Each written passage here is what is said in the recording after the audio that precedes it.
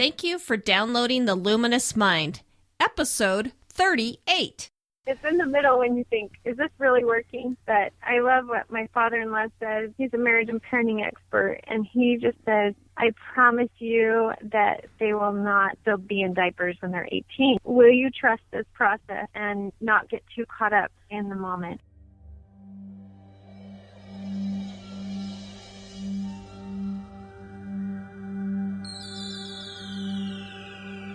Benjamin Franklin once said, "Do not curse the darkness, rather light a candle instead."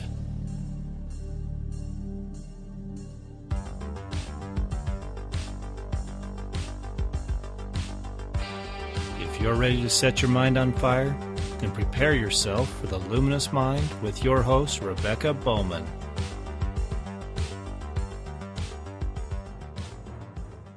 Today's fire starter is Natalie Goddard. Early in their marriage, Natalie and her husband Andy ran a nonprofit Family Life Education Institute. During this time, the Goddards moved to Cedar Hills, Utah. As a homeschooling parent, Natalie was eager to find friends for her children. One day, Natalie felt impressed to approach Jen Kelly. Upon learning that Natalie was interested in holistic health, Jen invited her to attend a class on doTERRA essential oils in her home. Through her doTERRA business, Natalie has been able to influence and help thousands of people live a happier and healthier life.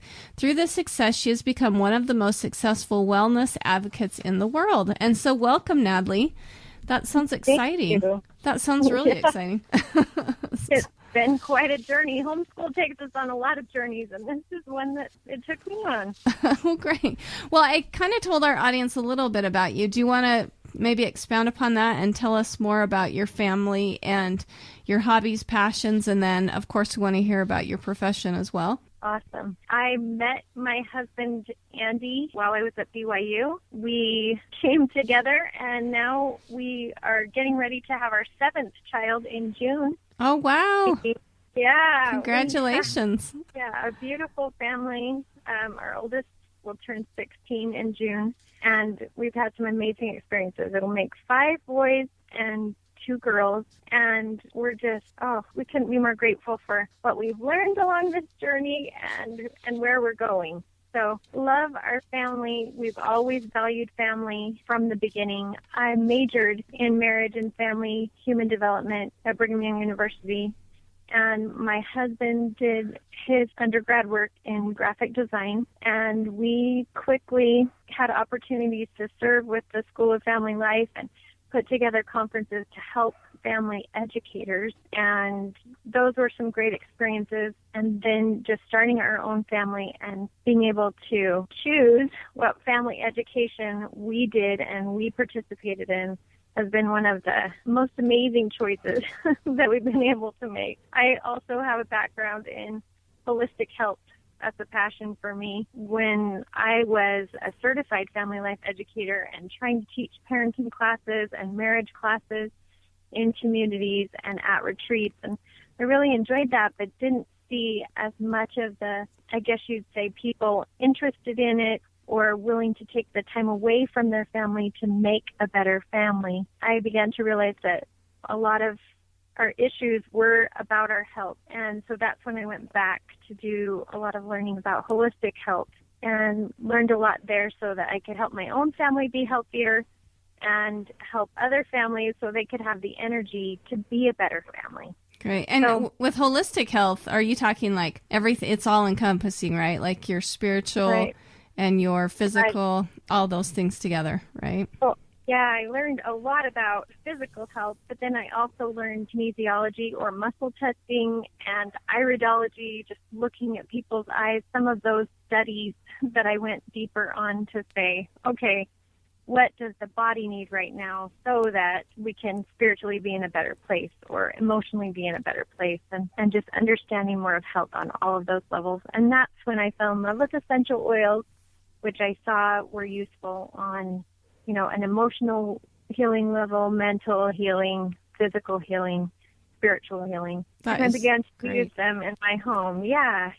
So that's been part of our journey. As far as hobbies, I think our hobbies, we would say, is being together as a family And we love to do adventures, whether it's hiking up behind our home in Alpine, Utah, or it's just taking our kids to have an experience in Mexico, or my husband's taking 2 of our boys down to Guatemala so that they can do a service project this next week. So we love service and nature and being together. Great. And does your husband work from home then? So yes. And you work together, right?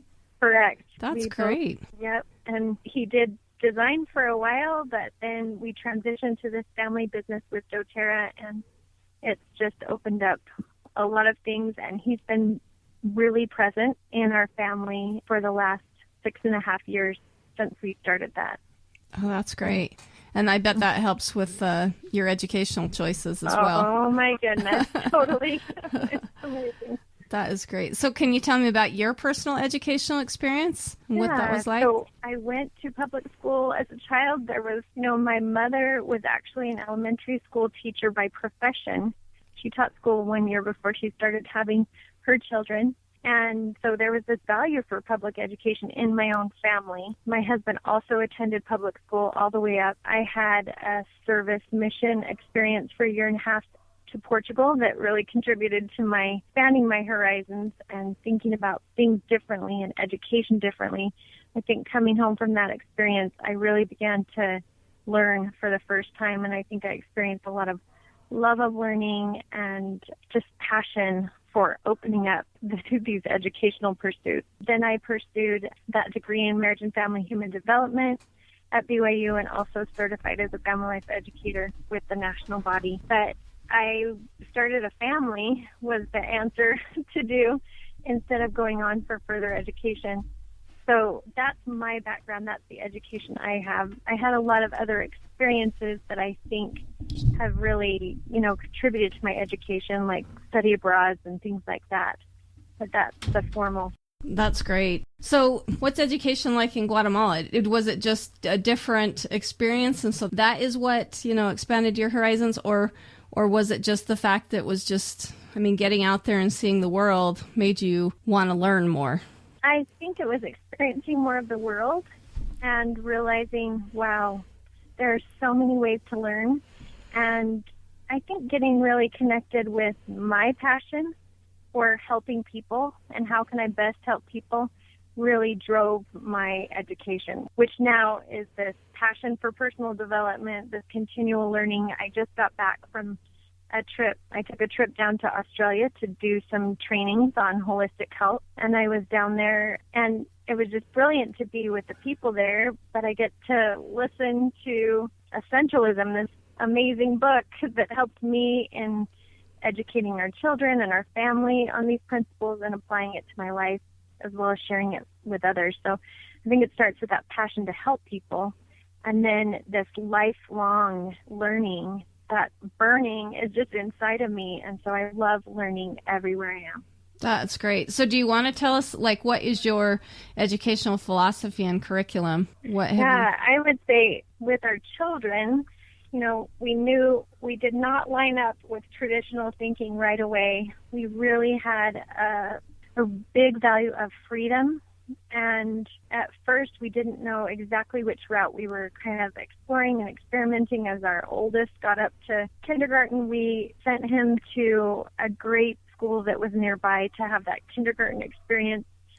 But it was as soon as first grade came around, and he said, Mom, I miss you, and I don't feel excited about reading anymore. I have to read every day. And I thought, this is my brilliant boy that loves to read. Oh.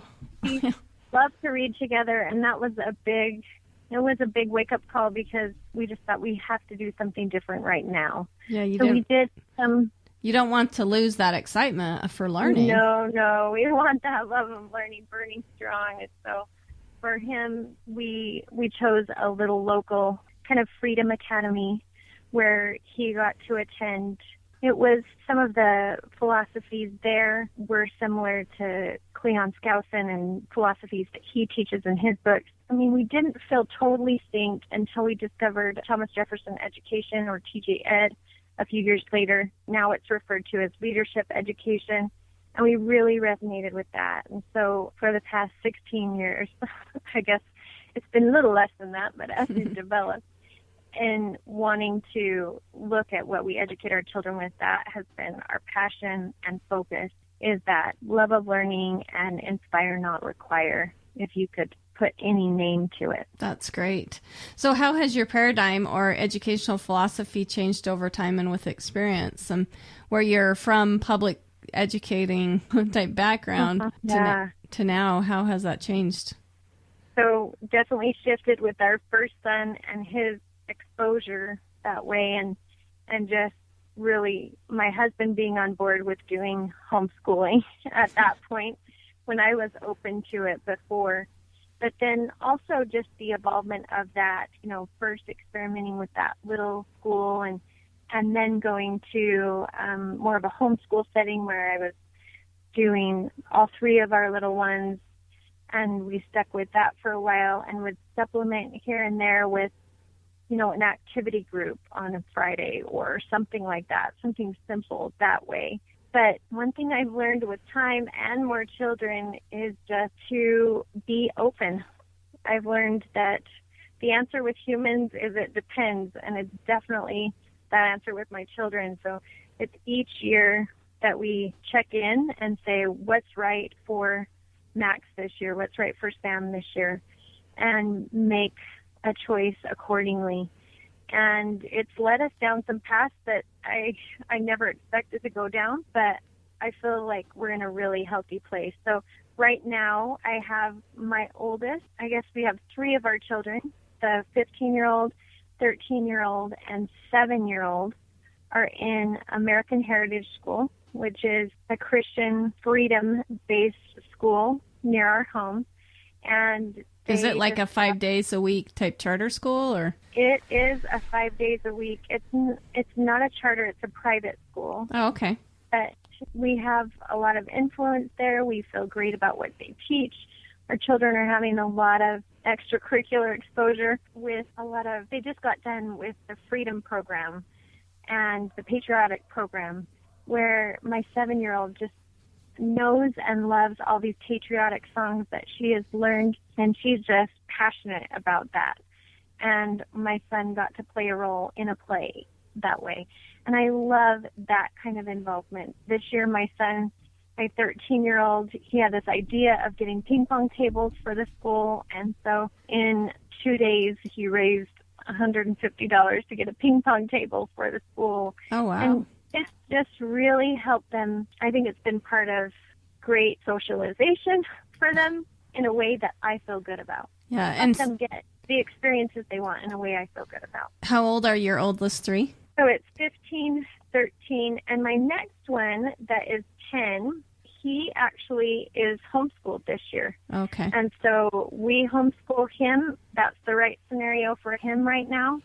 And then he has a tutor that comes in and helps with a little bit of accountability and focus with so many children as well. So, but he's having that homeschool experience, and then my next girl is the 7-year-old that's at school, and then I have a little boy that just is 4 and 2 that we kind of do more of that homeschool experience with them. So our 10-year-old, our 4-year-old, and our 2-year-old kind of get to be a part of that 10-year-old homeschool experience. Oh, that's great. So, yeah, you truly have picked different methods for different. And I do think when they get older, it is more of a factor of the socialization. They need somebody to bounce ideas off of. So I understand that. We found that, like, for example, this 10-year-old, he does amazing in his own space, and he challenges himself.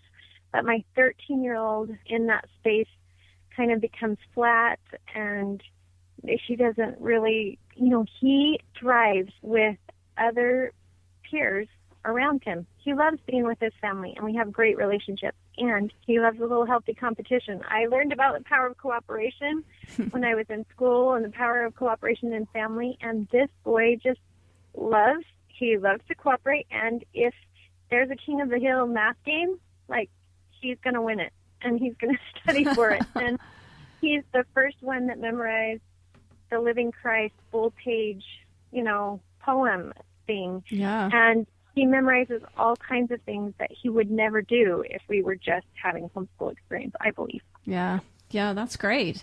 So what's the best advice you've received as far as your children's education? Wow. If I could say anything there, it would be trust the process. I remember just getting caught up in this, it was probably anxiety, of just, am I giving them enough? Are they getting all the experiences they need? Am I delivering the right curriculum? Am I delivering it the right way? When, to me, watching them evolve, watching life happen, I think it's more about making that choice for what's the best system to support them right now. Is it our homeschool situation or another situation? And then trusting each of those processes, trusting that the right people, the right experiences are coming to my children, that this isn't just about me and my impact and influence on them.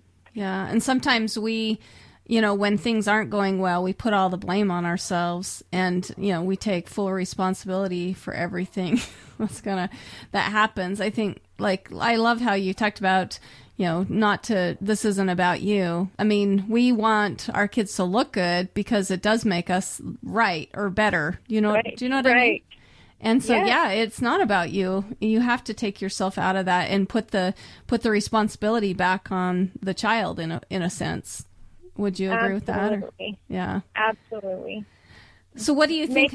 Make it about them has really helped me, instead of this is a reflection of me, and if they do this instrument, and if they do this, if they have this great education, or if their looks are even this way, it's like, wow, I get to get past those appearances and onto what's really happening for their development inside. And what's healthy for them. I mean, right.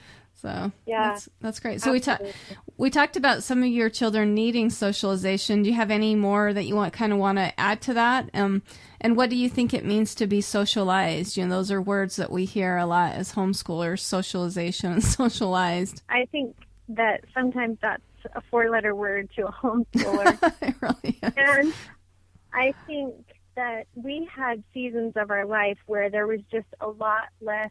I think we were more secluded, honestly, right? We did our school, then we'd go to church once a week, but outside of that, we'd hang out with a few homeschooling families, and that was our social circle or exposure. And it was after we found doTERRA and began trying to help people, empower them with these essential oils, that I began to reach out and open my mouth to people that I normally wouldn't. And we even had some opportunities where we sold our home and our van and moved down to Australia for a few months. We didn't know how long we'd be there. It just ended up being a few months. But it was an amazing experience for our family to kind of just open our horizons and say, wow, there are amazing people. Yeah, that sounds like a blast. Yeah. And we learned so much and came together as a family so much. And we were exposed to people from all different cultures. And so whether it was all different cultures, all different religions, all different walks of life, my children began to learn that, wow, these people are everywhere and they're amazing, even these people that are very different than me. Yeah, that you find some type of commonality with them in a way. But the main key is with socialization, you don't necessarily need to be in a schoolhouse, right? In order to have that happen. I think you choose what kind of social experiences you want to create, what things you want to give your children. And we kind of chose some of those. We want them to be socialized by being able to serve people in our community and in other places in the world. We don't want to just take these vacations where we just play. We want to go and see what other people's lives are like and really help them where they're at. Those have been a few things that we've chosen to socialize our children. And I think we've chosen, hey, you know what? There are some amazing relationships to have. I have a different belief about my family suffering by having more relationships than I did before. And so I think just having those relationships have been a blessing to all of our family. Well, I think when you put service into the mix of your interactions with people. I think you do your children just this wonderful service themselves of looking at the world a little differently, that it's not all about them, that they're there to help and to be a light for somebody else. So that's great. Absolutely. So what would you say your biggest obstacles are? And then tell us what you've learned from those obstacles. I think my biggest obstacles have changed over time. They morph as our family evolves and the needs of each children evolve. Right now, because we're kind of in the summer or the heart or the climax of having our family, it's literally just my biggest obstacle is getting that connection with every child every day. And I value that so much and just want that piece happening so that they feel that love, they feel that connection. We get to do the things that we value. So it's that challenge of making that happen amongst all the other priorities. Yeah. Well, and we get so busy. I mean, especially, and I would imagine the bigger your family gets, the busier you all are. So finding that time alone, that's very important. So yeah, helps them learn a lot of different stuff. So do you ever have a discouragement or bad days that you have to combat? And how do you do that? Oh, definitely that. There are days that I look and think, are we going the direction that we want to go? And become more reflective. And I think I love that. Trust the process, going back to that piece on those days. And the other thing that has been more peaceful that I've learned is just that I can do anything, but I can't do everything. And in this season, in the summer of our lives, shall we say, before our kids are grown and we move into kind of fall, we want to just be doing those things that we value most in summer. And I think there's always going to be a lot of demands on our time. So it requires some trade-offs. It requires some priorities and sticking with those priorities. I love this book, Essentialism, that I just have been reading as far as being able to combat this discouragement, the setbacks that come that way. Is just, I notice if I set up my priorities and I have like 3 parameters that I review, if those are yes, then I review, it has to be yes for 2 out of the 3 next parameters for it to get into our life. Then it can come in, but only then. And we just, I know in TJED they teach the 6-month purge, and we have really kind of kept this up on a regular basis in our life, whether it's physically or schedule-wise or just anyway, whatever is holding us back or weighing us down, it's time to get rid of that and just reevaluating fairly often. That's so that we are focused on that. And that has kept it so, I don't feel as discouraged because I'm doing what I value, and I'm grateful. That's great. So focus and then trying to clear out all the extra clutter that we pack around with us, right? Yeah, it just starts accumulating. Right? Yeah. Well, especially as a homeschooler. I know. You got shelves and shelves of books that, that want to be read or have been read. I am so grateful. doTERRA has been a blessing to us because we've been blessed with abundance. What we used to make in a year, we make twice that much in a month. Oh, that's great. So all of a sudden, I have a bunch of resources to say, wow, what do we value? So what I used to be doing all by myself, I leverage other people to help support on the things that I have an organizer come and help get things organized in the way that I want them, And she's helping me purge all the time, so I'm getting rid of stuff. I have things built into my life, like I've got exercise built in, somebody coming to show up, so I make sure and do that exercise because I know that's what works for me. And then some emotional clearing even, so I get rid of that emotional baggage. So I, as a mother, am healthy and in a good place to be able to head up our family. Yeah, because you can't give away what you don't have. You can't. Absolutely. You can't help people when you have nothing there. So absolutely. That is wonderful. Thank you. Before we go on, let us take a minute and hear about our sponsors. Hey fire starters, this is Mark, producer of The Luminous Mind. If you're like me, the thought of going out to the store and shopping is enough to make you want to crawl in a hole and hide. If that's you, then do your shopping online through Amazon. Just go to theluminousmind.net, click on the Amazon link, and shop away. Also, most of the books and resources that Rebecca and her guests discuss can be found on our Amazon links as well. Again, if you're like me, you have already accidentally signed up for Amazon Prime. So most of those purchases should have free shipping as well. Good luck!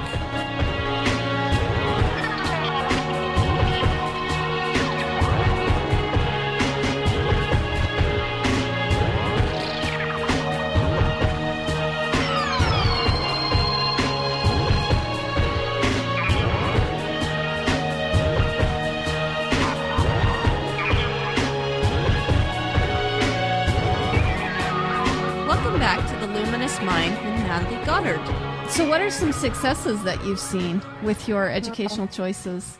Boy, I'm like, what hasn't been a success in the end? It's in the middle when you think, is this really working? But I love what my father-in-law says. He's a marriage and parenting expert, and he just says, I promise you that they will not still be in diapers when they're 18, Yeah. Like, will you trust this process and not get too caught up in the moment? And that has, I think, been most of the success has just come from me actually relaxing, enjoying the journey, because I do have a drive. It's easy for me to help my children. What do you want to create? Let's create this. Let's stay on task. Let's target this, right? So I needed the balance of actually going with the flow and surrendering to where we were at and knowing that this process of education was really happening, even if I didn't see him learning to read overnight or what it is. Yeah.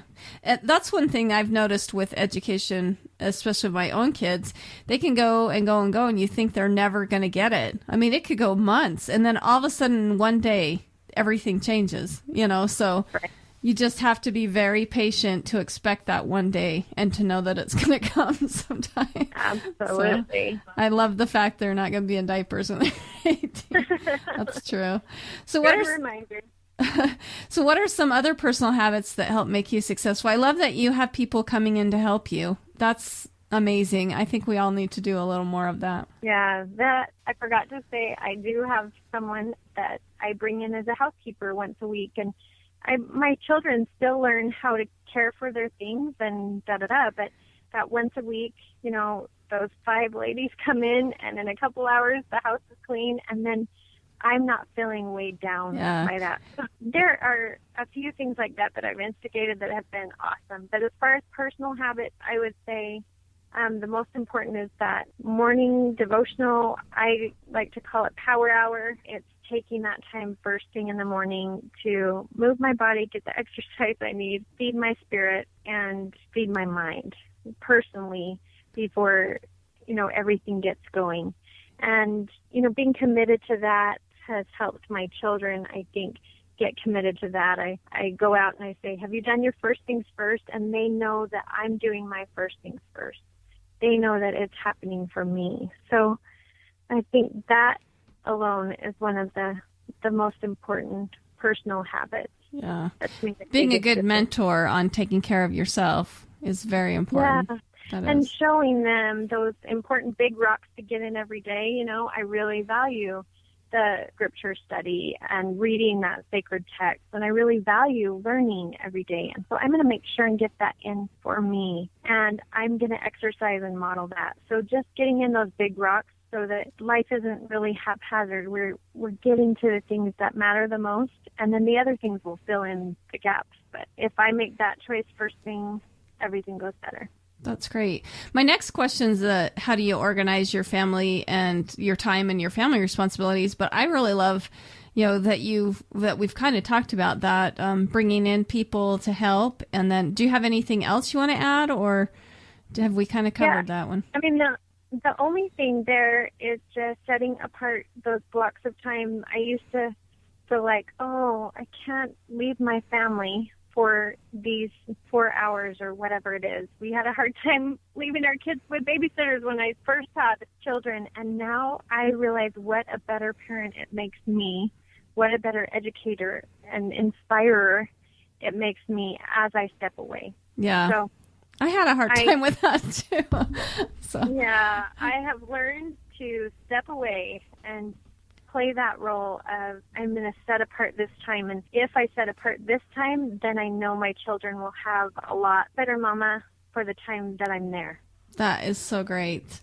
That is very true, too. I mean, I think the theme of this this call has definitely been, take care of yourself and so you can be a better mother and leader. I love that. So how do you feel like your family's benefited the most from using alternative schooling? I feel like it's benefited the most by just valuing education and lifelong learning. It's not something we just check off a list or just go through the motions on. It's something we value.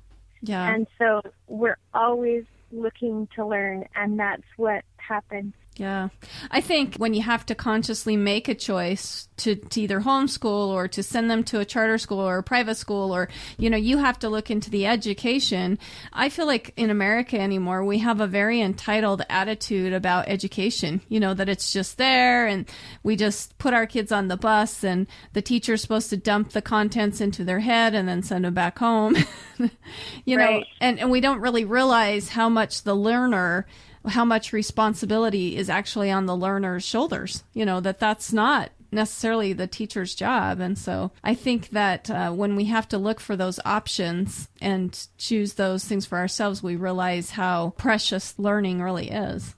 So would you agree with that then? Great. Absolutely. So what are some long-term goals that you have for yourself and your family? Wow, this is a big area. I'm like, can I share my vision board with you?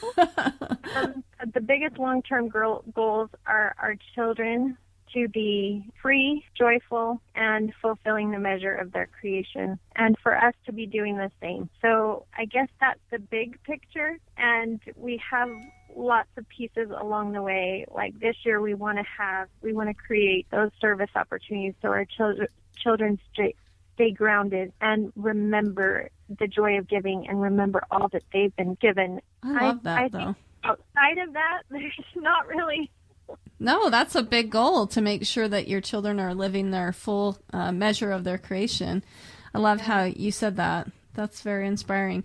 What advice or encouragement would you give to someone who's just starting out? We have discussed that you are a marriage and family therapist, but you deal a lot with relationships and also with healthy living. What's some advice you would give either to new parents or to somebody who wants to homeschool, or I guess you can just kind of pick whatever you want on that one. Yeah. Well, I'm so grateful for just a few things that have freed me up over the years. I love the quote. It's by a wise man named Brigham Young. He said, pay attention to what the Lord requires and let the balance go. For me, it's that I'm seeking the direction from a higher power, and I'm going to pay attention what's required there, and I'm going to let other things go. So if I could tell anyone that's just starting out anything, it would be, decide what you really value and be clear on that, and then do the essentials to get to that. Yeah.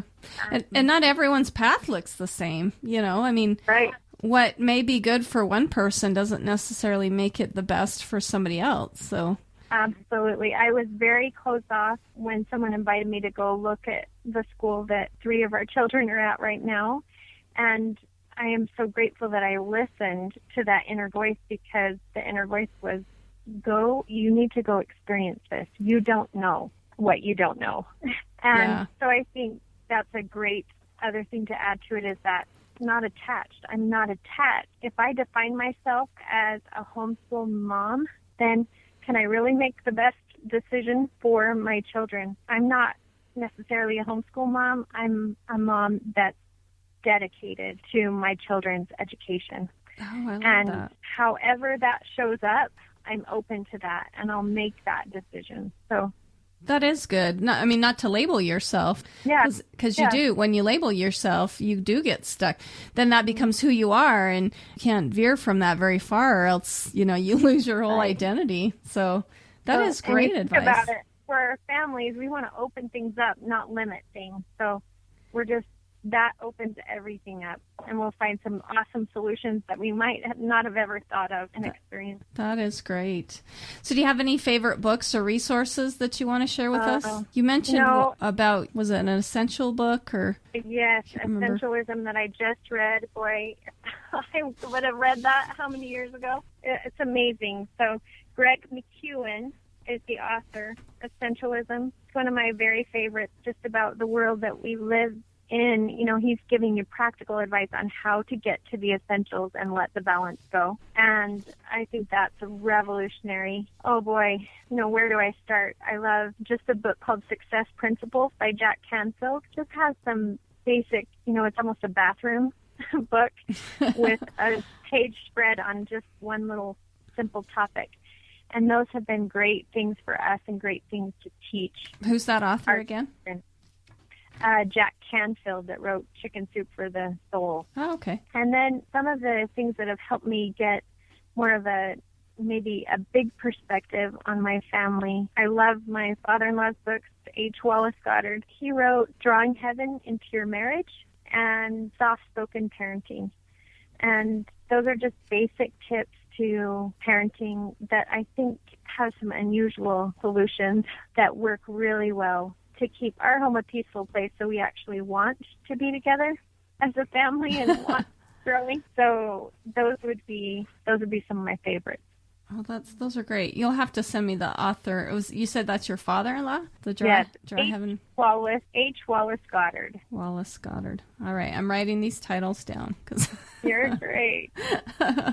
All right, great. So before we say goodbye, I really want you to talk a little bit about your retreats that you're doing before I get into our closing goodbyes. Yeah. Do you want to talk about that a little and tell our audience about that? Yeah, we have been into marriage retreat and a whole family retreat for a long time. And now with doTERRA, we do a lot of personal development and success retreat. So we are in the process of building a retreat center in Pleasant Grove, Utah, and we'll be hosting those kind of retreats from there.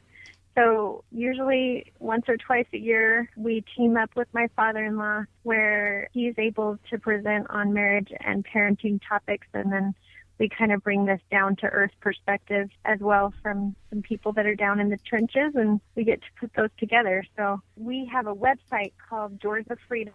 It's in development right now, but that's where we share some of our favorite ideas in marriage and family life and all the things that we've found that have brought us greater freedom. You can find further, like when we do things like that in the future, they'll be posted there.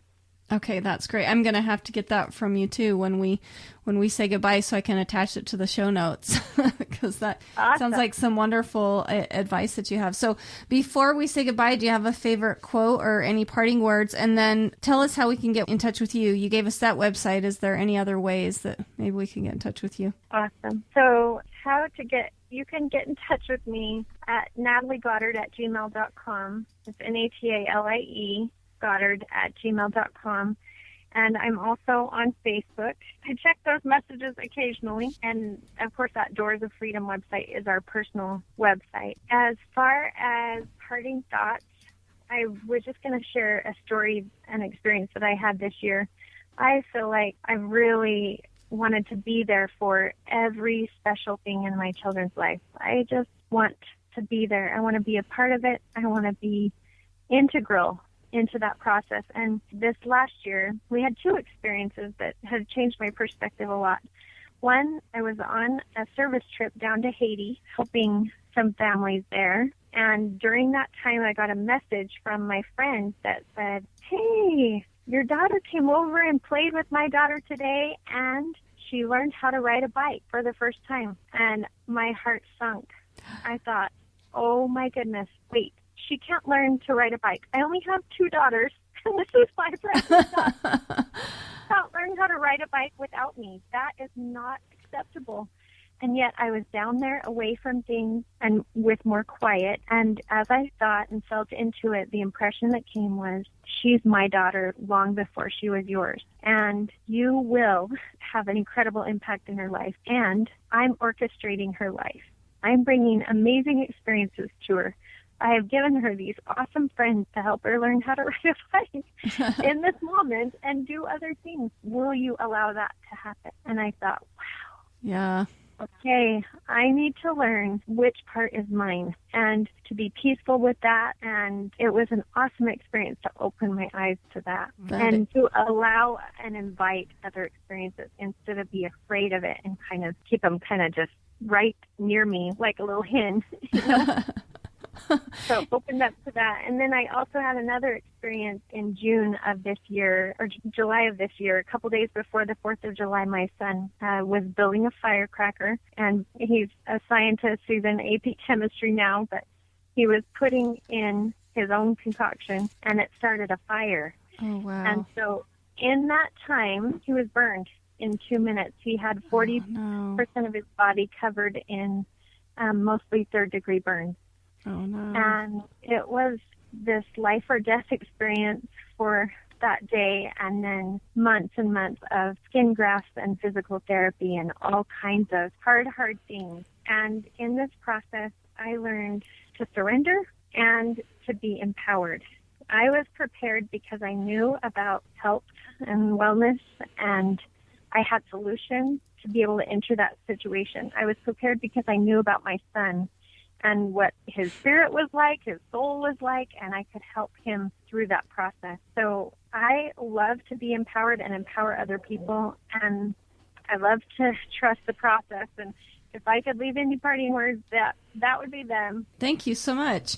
And thanks for joining us, Natalie. I really feel like, you said a lot of things that really impacted my life. And so I'm sure that our audience will be impacted by the things that you've shared and the experiences that we've had together. So thanks so much. Awesome. Thanks. You. Thank you for listening to The Luminous Mind. To learn more about Natalie Goddard, check out our show notes on theluminousmind.net. When you're there, be sure to subscribe to be part of our community, to receive our audio blog, The Spark, for free. Be sure to like us on Facebook, follow us on Twitter and Google+. Get our audio content by subscribing in iTunes, YouTube, and Stitcher. Tell us how we can help you, so we can continue to light minds on fire and change the paradigm of education.